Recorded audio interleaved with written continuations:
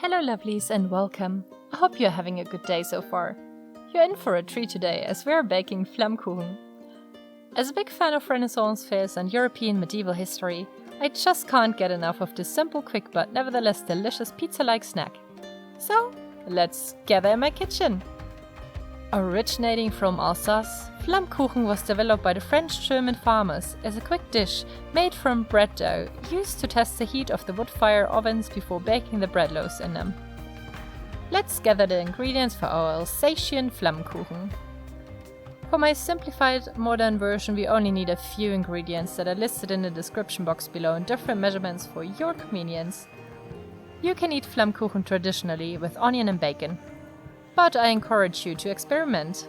Some of my favorite variations are salmon and arugula, smoked ham and horseradish, mushrooms with wild herbs, or a sweet variation with apples, calvados and cinnamon. We start off by mixing all ingredients for the dough together.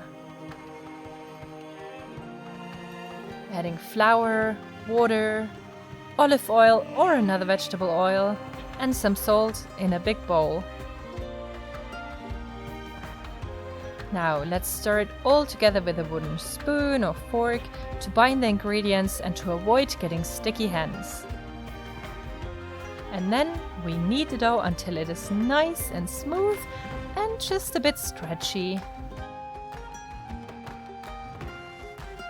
Sprinkling some flour on the work surface and a rolling pin will stop it from having the dough sticking to it.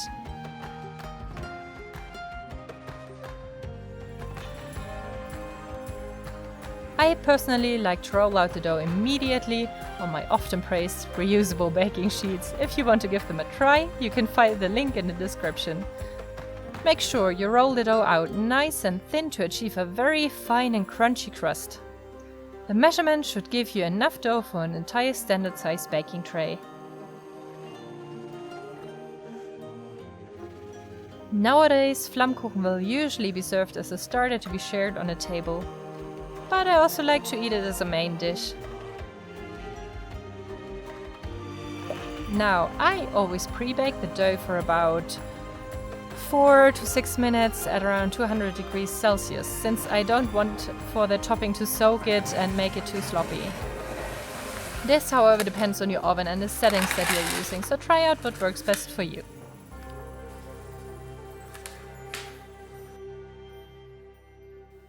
In the meantime, we mix the sour cream with a heavy whipping cream until it's nicely blended together.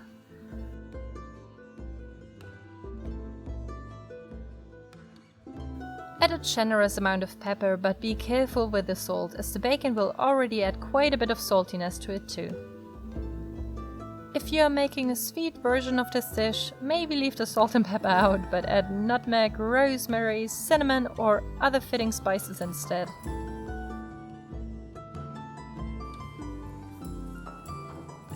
We now want to cut our onions in half rings.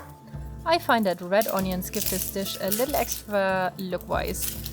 If you, like me, get all emotional when chopping onions, I'd advise you to store the onion 10 to 15 minutes in the freezer before cutting. This will reduce the acidic tear-triggering enzyme they release when being cut.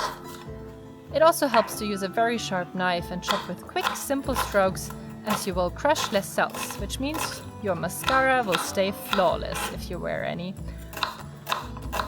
Of course, I didn't follow my own advice as so often and made my little house elf cut a second onion while I was crying in a dish towel. In return, I sentenced them to death by boiling, and very medievally of me, fried them in scorching hot oil until they turned golden brown in color. We also want to add in a poor innocent bacon so they have company in their misery.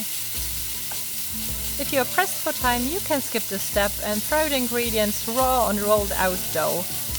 But pre-frying them gives the onion a sweeter taste and the bacon some extra crunch.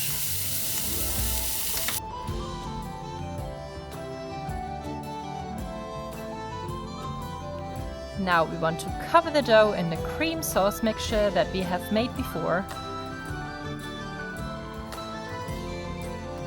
I promise you, this will be your new favorite go-to when craving pizza.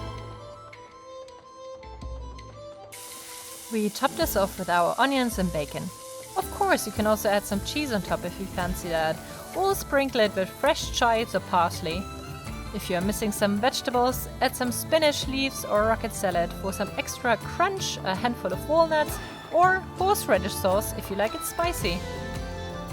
And after only 50 minutes in the oven, we can dig in.